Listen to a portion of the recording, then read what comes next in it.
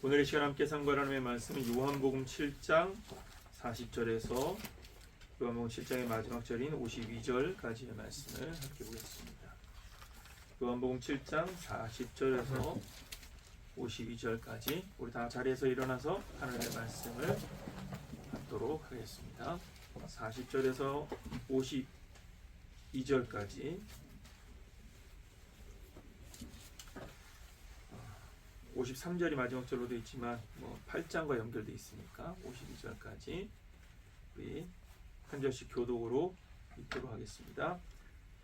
이 말씀을 들은 무리 중에서 어떤 사람은 이 사람이 참으로 그 선지자라 하며 어떤 사람은 그리스도라 하며 어떤 이들은 그리스도가 어찌 갈릴리에서 나오겠느냐. 성경에 이르기를 그리스도는 다윗의 씨로 또 다윗이 살던 마을 베들레헴에서 나오리라 하지 아니하였느냐 하며 예수로 말미암아 우리 중에서 쟁론이 되니 그 중에는 그를 잡고자 하는 자들도 있으나 손을 대는 자가 없었더라.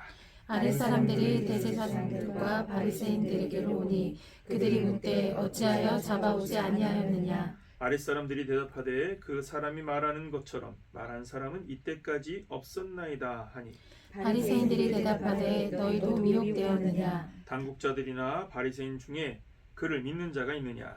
율법을 알지 못하느니 우리는 저주를 받은 자로다. 그 중에 한 사람 곧 전에 예수께 왔던 니고데모가 그들에게 말하되 우리 율법은 사람의 말을 듣고 그 행한 것을 알기 전에 심판하느냐. 52절 같이 읽습니다. 그들이 대답하여 이르되 너도 갈릴리에서 왔느냐. 찾아보라 갈릴리에서는 선지자가 나지 못하느니라 하였더라. 아멘. 우리 인사하도록 합시다. 눈부시게 아름답습니다. 눈부시게 아름답습니다. 여기에 두마기티에서 함께 사역을 경험했던 분은 우리 향난자매입니다. 유일한 것 같은데 이 부채꼴 모양의 예배 모양을 기억하실지 모르겠어요. 우리가 처음 그 공동체 예배 공간을 만들고 그 예배 공간이 굉장히 길쭉한 사각형이었거든요. 직사각형이죠. 정사각형이 아닌 직사각형의 성전이었는데 처음에는 이렇게 이제 앞을 보고 이렇게 이 나열되게 예배를 드리다가 한번 바꾸자 해서 부채꼴 모양으로 직사각형의 넓은 길쭉한 면으로 해서 성전을 이렇게 부채꼴로 쫙 배치를 했었어요.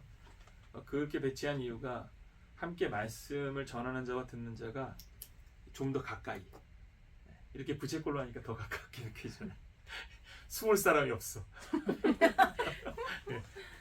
물론 여기는 공간이 좁아서 다 보이긴 하지만 이렇게 여러분들의 얼굴을 일일이 다 볼 수 있어서 좋은 것 같습니다. 그러다 보니까 제가 더 부지런히 좌우를 보면서 설교를 해야 될 것 같아요. 여러분들이 이렇게 은혜를 사모하는 마음으로 모였기에 하나님께서 오늘도 말씀을 통해서 큰 은혜 주시기를 기도합니다. 아멘. 오늘 본문의 말씀은 두 무리가 쟁론 가운데 있다라는 사실로 시작을 하고 있습니다. 43절 말씀에 보면 쟁론이라는 단어가 등장하게 되는데 쟁론이라는 단어가 무엇이냐면 이 본문의 단어는 스키스마라는 단어를 썼어요. 스키스마라는 단어의 뜻은 무엇이냐면 터진 곳, 찢어진 곳. 우리가 이제 그 옷을 오래 입거나 그 이제 낡은 천들이 옷이 이제 오래되면 그러니까 중간에 갑자기 턱 터진다고 하죠. 그걸 뭐라고 하죠? 옛말로 뭐라고 하죠? 선생님 생각나시나요 혹시?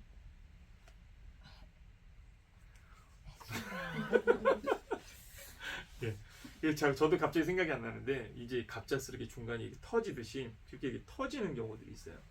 그러면 이제 사실은 이제 그것은 기능을 다한 거죠. 옛날에는 물론 그걸 다 꼬매서 입었지만 지금은 이제 그렇게까지 입는 일도 없을 뿐만이 아니라 아마 그렇게 됐다 그러면 누구든지 다 버릴 거라고 생각을 해요. 근데 요즘도 아직 수선하는 사람이 있는 것 같아요. 어찌됐든 간에 이 터진다라는 의미, 그러니까 이제 이 쟁론이라는 단어적 의미를 원어적 의미로 본다면 터진다. 그러니까 하나였던 무리가 둘로 쪼개졌다라는 의미, 분열되어졌다는 의미를 말해주는 것입니다. 그 이유는 무엇이냐면 우리가 이미 알고 있듯이 예수님의 행적을 쫓아다니는 수많은 유대인들과 그리고 예수님을 처음 만나는 유대인들 그리고 예수님을 붙잡으려 하는 사람들, 이 수많은 사람들이 이제 뒤섞여 있었는데 이렇게 섞여 있었던 무리들이 이제 두 개의 무리로 나눠지게 됐다라는 사실을 말해주고 있습니다. 두 개의 무리로. 오늘 본문은 이 두 개의 무리의 성향을 아주 뚜렷하게 보여준다라고 말할 수 있습니다. 예수께서 행하신 일과 그가 주시는 교훈과 가르침을 듣고 거기에 반응하는, 그래서 그분을 그리스도로 인정하는 하나의 무리와, 그럼에도 불구하고 예수에 대한 반론, 끊임없이 예수에 대해서 비판하고 예수에 대해서 예수에 대한 의구심을 포기하지 않고 예수를 어떻게 해서든지 끌어내리려고 하는 이 두 개의 무리의 대립이 시작됐다라고 말할 수 있을 것입니다. 물론 이제 이전부터도 그 대립은 있었지만 이제는 좀 더 두드러지게, 쟁론이라는 것은 이제 드러내서 싸운다라는 의미거든요. 그러니까 드러내놓고 이것이 싸움이 됐다라는 사실을 보여주고 있는 것입니다.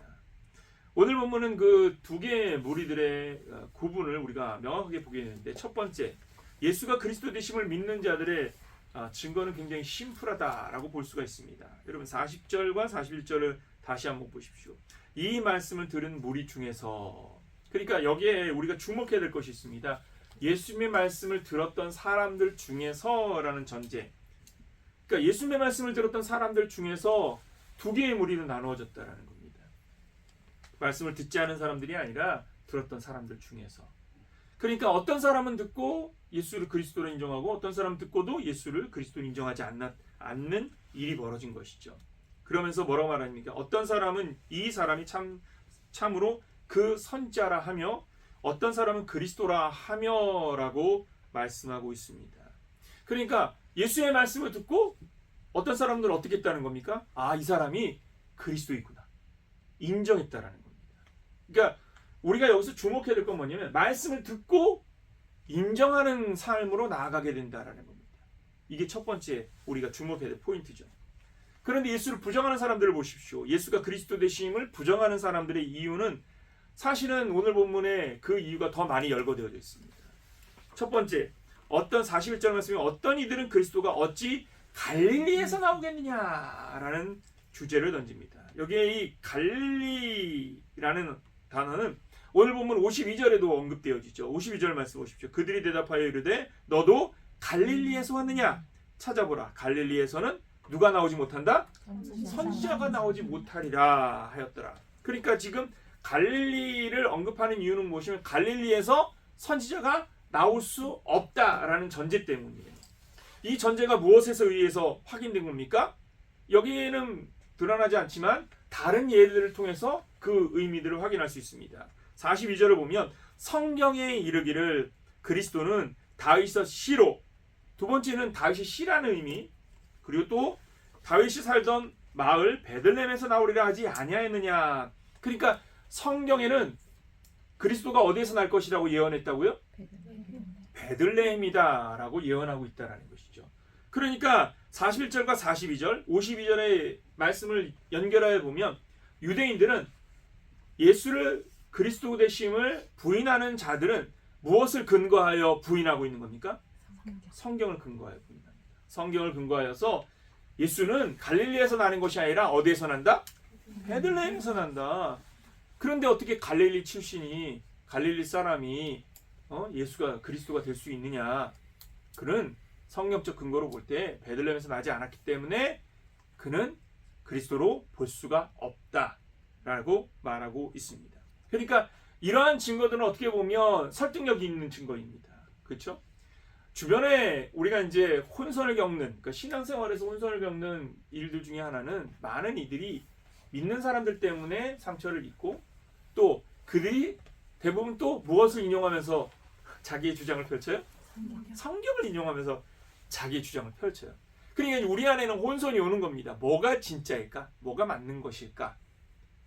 지금 예수께서 이 땅에 오셨을 때에도 아마 동일한 혼선이 있었을 것입니다. 동일한 혼선이 있었음을 우리에게 보여줍니다. 보십시오. 예수께서 이 땅에 오셨어요. 살아계신 하나님께서 인간의 몸을 입고 우리 가운데 나타나셨어요. 이거는 정말 있을 수 없는 일이지 않습니까? 그러니까 이러한 있을 수 없는 이 실제적인 현현의 현장에 있는 사람들이 혼돈 가운데 빠질 수밖에 없는 겁니다. 진실일까? 거짓일까? 이러한 혼돈을 더 부추겼던 것은 성경에 대한 얇은 지식입니다. 제가 왜 얇은 짓이라고 표현하는지 그것은 여러분들이 잘 아실 거라고 생각합니다. 우리는 성경의 어떠한 구절들을 암기하고 그 구절들의 어떠한 의미들을 안다고 하여서 성경 전체의 의미를 안다라는 생각을 합니다. 그래서 그것을 이용하면서 다양한 일들을 하기도 하죠. 그래서 문제는 무엇입니까? 선무담이 사람 잡는다는 것처럼 어설프게 우리가 아는 성경의 지식으로 오히려 우리의 믿음에 대하여서 우리의 신앙에 대하여서 회방하는 걸림돌과 덫을 놓는 때가 더 많다라는 것을 주목해야 한다라는 것입니다. 그렇다면 우리는 무엇을 주목해야 됩니까? 예수 그리스도에 관한 이 숱한 환경들 속에서 무엇으로서 이것을 분별할까입니다. 자, 그런데 이것은 더 분명해집니다. 예수님께서 보이신 행적을 보면 예수가 그리스도 되신 증거들은 너무나도 많습니다. 첫째, 죽은 자를 살렸죠. 병든 자를 치료합니다. 귀신들을 쫓아냅니다. 말씀의 영적 권위가 다른 어떠한 사람들보다도 뛰어납니다. 오늘 본문에서도 주목할 것이 무엇입니까? 여러분, 아랫사람들을 바리새인들이 파송했습니다. 예수를 잡으려고 했던 사람들이죠. 그들이 예수를 잡으려고 했을 때 그들이 깨달은 것은 무엇입니까? 여러분, 45절과 46절 말씀을 같이 한번 읽어보도록 할까요? 같이 한번 읽어봅니다. 시작. 아랫사람들이 대제사장들과 바리새인들에게로 오니 그들이 묻되 어찌하여 잡아오지 아니하였느냐. 아랫사람들이 대답하되 그 사람이 말하는 것처럼 말한 사람은 이때까지 없었나이다. 예, 보십시오. 말을 알아들었다라는 의미입니다.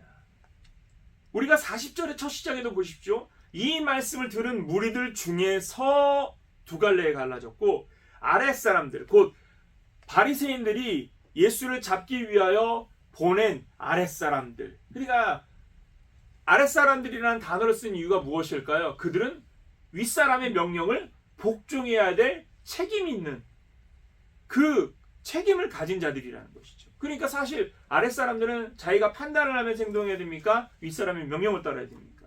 그렇죠. 여기에 굳이 왜 윗사람과 아랫사람이라는 단어를 썼느냐면 바로 이들의 역할, 아랫사람의 역할은 무엇을 판단하는 역할이 아니었고 윗사람의 명령을 순종해야 되는, 복종해야 되는 그러한 하급자들이었다라는 겁니다.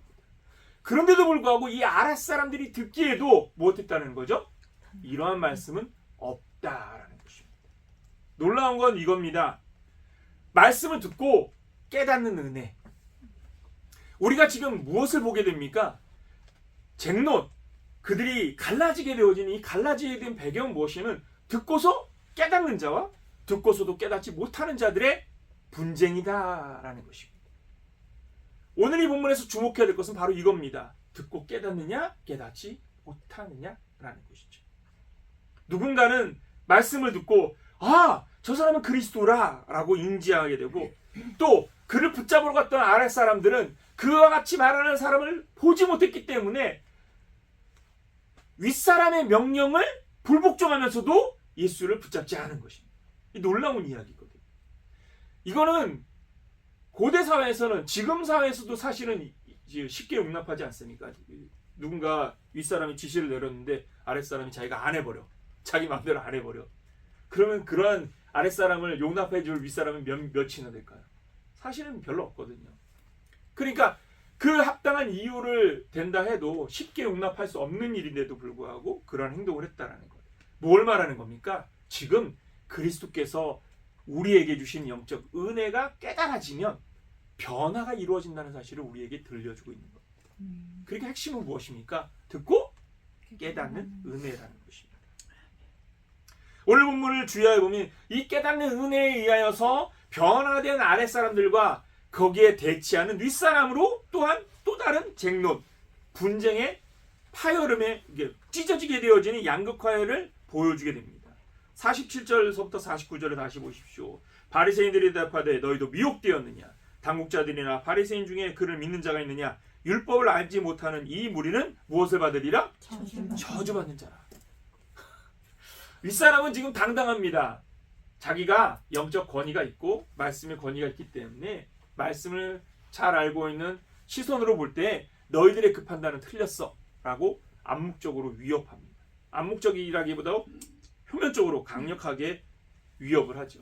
그런데도 불구하고 아랫사람들은 무엇으로 대응하는 겁니까? 자기들이 행한 행동들에 대하여 부끄러워하지 않고 있다라는 것입니다. 우리가 여기서 주목해야 될 것, 바로 복음이라는 것은 무엇인가? 사실 하나님의 은혜라는 것은 사람이 전달하는 것이 아니라는 것을 주목해야 됩니다.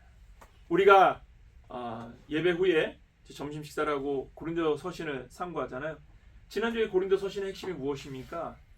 말씀을 우리가 이제 고린도전서 2장, 1장, 2장, 3장을 쭉 살피면서 고린도 서신에서의 핵심은 무엇입니까?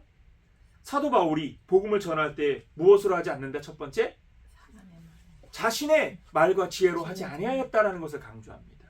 왜 그걸 강조했습니까? 하나님의 것은 누구를 통해서만 깨닫는 것이에요? 성령을 통해서 깨닫는 거예요. 이거 벌써 잘 알겠죠? 성령을 통해서 깨닫는 거예요. 그러니까 우리가 잊지 말아야 될 것은요, 우리 안에서 무엇인가를 듣고 깨닫는 은혜, 누가 주신 거예요? 성령이 주신 거예요. 지금 오늘 본문은 바로 그것을 우리에게 보여주는 겁니다. 성령이 왕성하게 활동하지 않는 시대, 예수께서 이 땅에 오셔서 직접적으로 활동하던 그 시대에는 성령이 활동하지 않았습니다. 39절 보십시오. 예수께서 아직 영광을 받지 않으셨으므로 성령이 아직 그들에게 계시지 아니하시더라. 성령이 공식적으로 활동하지 않는 시대였습니다. 그럼에도 불구하고 성령의 역사는 있습니까? 없습니까? 있습니다. 성령이 왕성하게 활동하지 않는다고 해서 나는 아무것도 안 할 거야. 여러분 오해하지 마십시오. 예수는 성령으로 잉태된 줄 믿으시기 바랍니다. 예수가 활동하신 모든 현장에 누가 함께 하셨습니까? 성령님이 함께 하셨습니다. 세례 받으실 때 성령이 비둘기같이 임재하였습니다. 성령은 시간을 재시는 분이 아닙니다. 내가 시간을 재고 있다가 예수님 부활하시면 땡! 이제 내 시대! 이것이 아닙니다.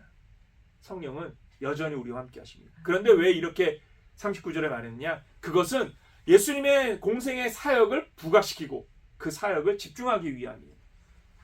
그럼에도 불구하고 누가 우리에게 깨달음을 준다는 사실을 말하고 있습니까? 성령이 깨닫게 하신다는 겁니다. 여러분들에게 깨닫는 은혜가 있기를 예수님 이름으로 축원합니다. 들을 수 있다라는 것이 축복인 이유가 여기에 있습니다. 여러분, 듣는다라는 것은요, 단순한 문제가 아닌 겁니다. 그래서 환경도 중요한 것이죠. 한 분야에서 오랜 시간을 한 우물을 파면 어떤 결과를 얻는다라는 말들이 있습니다. 그런데 이것은 영적 세계관에서는 통용되지 않는 말이기도 합니다.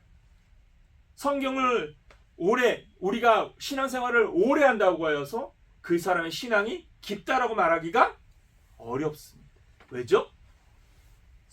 신앙생활은 오래 한다고 해서 깊어지는 것이 아니라 하나님의 은혜를 향하여 다가가는 자, 다시 말하면 하나님의 말씀을 사모하며 그 말씀 앞에 다가가는 자에게 하나님이 주시는 영적 은혜와 깨달음으로 통찰력, 영적 깨달음의 경험들을 쌓아가는 사람들이 깊어지기 때문입니다. 잊지 마십시오. 성경은요, 우리에게 뭘 말하느냐? 구하라 찾으라고 말합니다. 근데 우리가 이 구하라 찾아야 될 것은 우리의 개념 속에 자꾸 뭐에 대입을 하냐면 우리의 니즈, 우리의 필요에 대입을 합니다. 그런데 여기서 말하는 구하라 찾으라는 것은 하나님의 은혜를 구하라는 거예요. 하나님의 지혜를 구하는 것이며 하나님의 은총을 구하라는 것입니다. 하나님의 은혜와 지혜와 은총을 구하여 하나님께 다가가면 하나님께서 무엇 하시냐면 그 다가오는 사람들에게 하나님의 은혜를 보여주신다는 것입니다. 제가 자주 언급하지만 잠언 8장 말씀에 하나님의 사랑을 입는 법은 무엇이라고 말합니까? 하나님을 사랑하면 하나님의 사랑을 입습니다. 하나님을 간절히 찾으면 하나님이 만나주십니다. 신앙은요, 그 은혜를 향한 걸음입니다. 우리가 왜 이렇게 주일 예배를 힘쓰는 겁니까? 왜 우리가 이렇게 예배 말씀 앞에 자꾸만 다가가는 겁니까? 은혜를 사모하는 마음 때문입니다. 그 사모하는 마음으로 주께 다가가면 주께서 무엇 하시느냐면 그 다가오는 자들에게 말씀의 은혜를 더하여 주실 줄 믿으시기를 예수님으로 축원합니다. 물론 처음 시작하는 사람들에게는 이것이 어려운 일입니다. 그런데 처음 시작하는 이들에게 주시는 또 다른 은혜는 무엇이냐? 그가 수고하지 않아도 부어주시는 은혜가 있는 겁니다. 제가 말씀을 드렸듯이 우리가 예수 그리스도를 구주로 영접하면 하나님은 처음부터 모든 것을 다 부어주시는 분입니다. 다 주셨기 때문에 처음 시작하는 자들은 수고하고 땀 흘리는 그 영적 여정에 도달하기까지 하나님께서 관여하시면서 말씀 앞에 서도록 이끌어 가실 줄 믿습니다. 네. 더디더라도 아멘. 더디더라도 자꾸 예배에 참여하시기 바랍니다. 중요한 건 그거예요. 자꾸 예배의 자리에 서야 돼. 이 자리를 떠나면 어디에서 듣겠어? 그렇지 않습니까? 들을 수 있는 기회의 자리, 들을 수 있는 자리가 복된 자리라는 사실을 믿으시기를 예수님의 이름으로 축원합니다. 아멘. 오늘 본문도 그러한 의미에서 유대 사회 안에서 유대인들에게 그나마 희망이 있었던 이유는 무엇이냐면 그들이 예수에 대한 어떠한 확신으로 섰는지는 보지 못하지만 그래도 계속 예수께 다가가고 있었다라는 사실인 겁니다. 그 중에서 예수께 다가가기를 거부한 사람들이 누구라는 거죠? 바리새인과 대제사장과 같은 사람입니다. 나는 이미 다 알고 있어 라는 생각을 가진 사람들. 나는 이미 모든 걸 다 알고 있어. 야 너희들은 아직까지 거기에 도달하지 못했어 라고 사람을 계급으로 보는 사람. 여러분, 그러나 하나님은 다가오는 자들을 부르시는 자라는 사실 잊지 말기를 예수님의 이름으로 축원합니다. 아멘. 하나님의 은혜를 우리가 잊어서는 안 될 것이 무엇이냐면 하나님의 은혜는요, 하나님의 부르심을 얻은 자들에게 어떻게 보면 자연스러운 동기가 되어집니다. 자연스러운 동기라는 말의 의미를 어떻게 보느냐, 요한복음을 잘 보십시오. 자, 6장을 우리 한번 다시 한번 더 봅시다. 6장 37절을 한번 먼저 봅시다.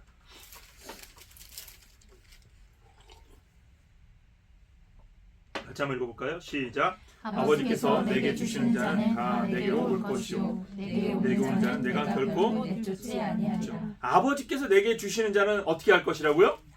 다 내게로 올 것이라는 겁니다. 자석과 같아요. 하나님께서 하나님의 자녀로 부르는 자들은 하나님께 다가오는 자라는 겁니다. 44절을 보십시오. 44절 같이 한번 읽어볼까요? 시작. 나를 보내신 아버지께서 이끌지 아니하시면 아무도 내게 나를 보내신 아버지께서 이끌어주지 아니하시면, 하나님께서 이끌어주지 아니하시면 누구도 내게 올 수 있다 없다? 예, 하나님께 다가가는 것은요 사람의 수고로 가는 게 아닙니다. 사람의 수고로 다가갈 수가 있는 게 아니라는 겁니다. 마지막으로 65절 말씀을 한번 더 봅시다. 6장 65절이에요. 같이 한번 볼까요? 시작. 또 이르시되 그러므로 전에 너희에게 말하기를 내 아버지께서 오게 하여 주지 아니하시면 누구든지 내게 올 수 없다 하였노라. 다시 예수님 반복하시죠. 내 아버지께서 오게 하여 주지 아니하시면 내게 올 수 있다 없다? 없다. 여러분들은 지금 누구 때문에 여기 와 있는 겁니까? 하나님 때문에 와 있는 겁니다. 하나님께서 부르셔서 여기 온 것이고 하나님께서 우리를 이끄셔서 지금 이 자리에 있는 겁니다. 그러니까 우리가 우리의 믿음을 부정할 수 없는 이유가 무엇이냐면 내 안에 하나님을 향한 확신이 얼마만큼인지 우리는 알 수 없습니다. 우리 자신도 나의 믿음을 제대로 파악하지 못하는 연약한 자인데 그럼에도 불구하고 우리는 어디를 떠나지 않아? 예, 말씀을 떠나지 않는 거. 이게 신비인 겁니다. 옆에 분을 보십시오. 당신은 참 신비한 사람입니다. 왜입니까? 내 마음은 원하는 게 아닌데, 예. 내가 막 이렇게 자원해서 막 뛸 듯이 예배를 사모하는 마음으로 뛰어나 예배에 나오는 사람이 몇이나 되겠습니까? 오늘 막 예배를 사모하는 마음으로 뛰어오신 분. 박수. 야, 한 사람이 들었어. 얼마나 감사해. 야, 우리 전사님도 손을 안 드셨네. 네. 보십시오. 우리는 우리 안에 하나님을 향한 열망이 뜨겁지 않다라는 걸 우리는 너무나도 잘 알고 있습니다. 그런데도 불구하고 이 자리를 떠나지 않는 것, 하나님이 붙잡아 주시는 것 때문인 줄 믿으시기를 예수님의 이름으로 축원합니다. 하나님이 주신 은혜는 뭐냐면 깨닫는 은혜입니다. 그래서 중요한 건 무엇이냐? 깨닫는 겁니다. 여러분, 천하를 얻고도 사람에게서 쫓겨나서 소처럼 풀을 먹고 들짐승처럼 살았던 고대의 위대한 왕 한 사람이 있습니다. 그 사람의 이름은 바벨론의 왕이었던 느부갓네살입니다. 이 느부갓네살이 이제 모든 천하를 누리고 왕권을 장악한 이후에 그가 가진 이 영광스러움에 취하여 있을 때 하나님께서 그를 사람에게 쫓아 들짐승처럼 살게 만드십니다. 무려 7년이라는 시간을 거둬요. 이렇게 7년을 보낸 이후에 그가 자신에게 하나님께서 다시 영적 지혜를 다시 회복시켜 주시고 자기를 일으켜 주셨을 때 그의 첫 마디가 무엇이었을까요? 우리 다니엘서 4장 34절을 한번 찾아보도록 합시다. 다니엘서 4장 34절입니다. 구약성경 1240페이지. 말라기서부터 찾아가는 게 빠르죠. 구약성경 1240페이지 다니엘 4장 34절. 다니엘서 4장 34절.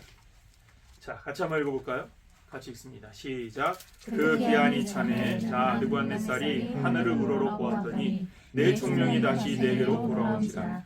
이에 내가 지극히 높으신 이에게 감사하며 영생하시는 이를 찬양하고 경배하였더니 그 권세는 영원한 권세요 그 나라는 대대에 이르리로다. 아멘. 여러분, 다니엘서를 통해 보여준 느부갓네살의 모습, 바벨론의 왕이었고 당시 시대의 천하의 제국을, 그러니까 그 도가 120도라고 했거든요. 120도는요 어마어마한 겁니다. 그러니까 그 팔레스틴의, 그러니까 지금 고대사를 보면 이집트 문명과 팔레스틴의 그 메소포타미아 문명이 엎치락뒤치락 하거든요. 근데 후반기에 고대 문명이었던 이 메소포타미아 문명으로서 가장 왕성했던 후반기의 왕이 바로 느부갓네살, 바벨론의 느부갓네살입니다. 이 느부갓네살에 의하여서 지금 이스라엘도 속국이 되어지잖아요. 그러니까 이스라엘도 멸망하게 되어집니다. 이만큼 거대한 제국을 이루었던 이 왕을 하나님께서 하루순간 하루아침에 바보로 만들어 버리십니다. 왜 그렇게 하셨을까요? 왜 그렇게 하셨을까요? 그것은 후대의 우리에게 영적 의미를 전달하기 위함입니다. 그건 무엇입니까? 첫째, 천하의 모든 것을 얻고도 그 권위가 하늘을 찌르는 위치에 있다 할지라도 그것이 다 사람에게 주어진 것이 아니라 하나님의 손에 있음을 하나님이 보여주신 것입니다. 그 지혜를 하나님이 거두시니까 뭐가 되는 겁니까? 바보가 되는 겁니다. 그 지혜를 하나님이 거두시니까 그가 무엇이 됩니까? 짐승과 같은 사람이 됐습니다. 그 들짐승처럼 살았습니다. 소처럼 풀을 뜯어먹으며 살았습니다. 여러분, 우리가 생각해 보십시오. 하루아침에 사람이 정상적으로 왕가로서 왕궁에 살다가 짐승처럼, 소와 돼지처럼 살았다 생각해 보십시오. 여러분, 모든 것은 하나님의 손에 있는 줄 믿으시기 바랍니다. 그것을 주관하신 분이 하나님인 걸 보여줍니다. 두 번째, 무엇을 보여줍니까? 하나님을 아는 것이 참 지혜이다 라는 사실을 보여줍니다. 깨닫는 은혜, 그것이 진짜 축복이라는 것입니다. 느부갓네살에게 그 영감이 돌아오고 7년 만에 그가 다시의 왕위에 복귀했을 때 그는 하나님의 영적 존재를 인정했습니다. 4장 34절 그러하지 않습니까? 그 기한이 참에 나 느부갓네살이 하늘을 우러러 보았더니 내 총명이 다시 내게로 돌아온지라. 이에 내가 지극히 높으신 이에게 감사하며 영생하시는 이를 찬양하고 경배하였더니 그 권세는 영원한 권세요 그 나라는 대대에 이르리로다. 할렐루야. 아멘. 그가 참 주권자가 누구인지를 알았다라는 것입니다. 여러분, 인생의 삶에서의 핵심은 무엇입니까? 우리가 무엇을 얻는 것이 아니라 사실은 살아계신 하나님의 영존하신 영적 권위를 인정하는 것, 그것을 깨닫는 것이라는 사실을 깨닫기를 예수님의 이름으로 축원합니다. 우리의 인생에서 얻는 것, 지난달에 한 교회에 있었던 부흥회에 초청되어졌던 집사님 한 분이 그 남편이 암으로 투병을 하다가 부부가 같이 투병으로 연결되어지고 남편은 죽고 아내만 살게 되는 그 이야기를 간증으로 들었습니다. 근데 거기에서 우리는 세상의 시선으로 바라보면 질문을 던질 수 있습니다. 그렇게 해서 결국 죽으면 그게 무슨 의미가 있는가? 그런데 그분은 그 강단에서 눈물을 흘리면서 하나님께 감사를 했습니다. 왜일까요? 우리가 죽고 사느냐의 문제를 떠나 하나님의 영적 존재를 인지하게 된 것에 대하여 하나님이 어떤 분이신지를 알아감을 통하여 고난을 통하여서 하나님을 만난 그 즐거움, 그래서 하나님을 만난 영적 이 만남으로 인하여서 그가 삶의 본질이 무엇인지를 알게 되어지는 거예요. 그래서 하나님을 향한 고백을 담아내고 있는 겁니다. 여러분, 우리의 삶은 무엇입니까? 오늘 본문에도 보면 다양한 환경 속에 수많은 사람들이 노출되어지는데 여기에 보여주는 은혜는 무엇입니까? 그리스도께서 예수가 그리스도 되심을 보는 영적 깨달음, 듣고서 깨닫는 은혜. 여러분, 듣고 깨닫는 은혜가 우리에게 가장 큰 선물이고 축복임을 믿으시기를 예수님으로 축원합니다. 예수님을 알아본다라는 것, 이것이 복이라는 것을 잊어서는 안 됩니다. 그래서 오늘 본문에도 마지막에 바로 그렇게 예수를 알아본 자의 한마디가 등장을 하죠. 51절 말씀 오십시오. 같이 한번 읽어볼까요? 시작. 우리 율법은 사람의 말을 듣고 그 행한 것을 알기 전에 심판하느냐. 누가 한 말입니까? 50절 말씀 보면 니고데모입니다. 예수를 찾아갔던 니고데모, 그리고 예수를 통하여서 거듭남의 의미, 물과 성령으로 거듭나야 한다라는 이 거듭남의 의미를 교훈받았던 니고데모. 그 니고데모가 예수님으로부터 받았던 그 사사, 그 가르침을 통하여 자신의 영적 세계관을 새롭게 합니다. 그래서 지금 보면 대제사장들과 그리고 바리새인들이 아랫사람들을 하대하며 그들을 성령의 이름으로 저주하고서 그들의 믿음에 대하여 비난할 때에 니고데모가 아주 소심한 변론을 합니다. 여기는 적극적인 변론이라고 볼 수는 없습니다. 굉장히 소심한 변론입니다. 우리의 율법은 사람의 말을 듣고 그 행한 것을 알기 전에 심판하느냐? 율법이 과연 그러한 것이냐? 이러한 소심한 변론이라 할지라도 그 변론 속에는 무엇이 담겨져 있는 겁니까? 하나님을 향한 믿음이 있는 것입니다. 여러분, 우리는 적극적으로 행동할 수도 있고 소심하게 행동할 수도 있습니다. 우리의 삶의 현장에서 누군가는 활달하게 적극적으로 많은 일들을 행하고 어떤 사람은 다른 사람의 눈을 피하여서 소심하게 행동합니다. 여러분, 무엇을 어떻게 행동하느냐가 중요한 것이 아니라 그 안에 하나님의 은혜가 있는가라는 사실. 과연 하나님을 향한 마음과 복음의 진리를 깨닫는 영적 은혜들이 그 안에 담겨져 있는가에 대한 사실을 우리에게 묻고 있다는 것입니다. 믿음은 무엇입니까? 삶의 행위로 모든 것이 다 드러나는 것이 아닙니다. 때로는 내가 표현하지 못하는 행동도 있고 표현하지 못하는 말들도 있어요. 그러나 핵심은 무엇입니까? 하나님이 주신 영적 깨달음을 쫓아서 자신의 생각과 세계관을 새롭게 하는 자가 되어야 할 줄 믿으시기를 예수님으로 축원합니다. 유대의 무리의 사람들은 어떤 사람들이 예수가 그리스도 되심을 인정하며 주를 쫓아갑니다. 또한 아랫사람들, 곧 윗사람이 파송하였던 그 아랫사람들은 자신들이 명령불복종으로 인하여서 당할 위기와 어려움들, 그리고 그것으로 인한 자신의 삶의 곤란한 상황들이 펼쳐짐에도 불구하고 자기가 보았던 그리고 현장에서 깨달았던 그 은혜를 쫓아서 예수를 향하여 칼을 들지 않는 소심한 결단들을 합니다. 산헤드린 공의 안에서 바리새인들 틈바구니 속에서 사람들이 아랫사람들을 비난하고 예수를 변론하는 그 사람들에 대하여서 저주를 받을 것이라고 힐난할 때에 아주 소심하게 니고데모는 우리가 어찌하여 이렇게 행동하느냐라고 반론합니다. 여러분, 오늘 본문에서는 예수를 위하여서 어떤 특정한 행동을 했는지를 우리는 볼 수는 없지만 작은 행동들 속에서 예수와 함께하였던 행동들을 우리가 보아야 합니다. 신앙의 여정은 무엇이냐면 바로 이것입니다. 여러분들에게 주신 깨닫는 은혜를 붙잡고 살아가는 저와 여러분들이 되기를 예수님으로 축원합니다. 깨닫는 은혜, 이게 축복이라는 사실 잊지 마십시오. 깨닫는 은혜가 여러분들 안에 있음을 믿습니다. 그 믿음을 붙잡고서 오늘을 살아내는 저와 여러분들이 되기를 예수님으로 축원합니다. 우리 함께 찬양하도록 합시다. 아까 찬양하였던 우리 예배 전에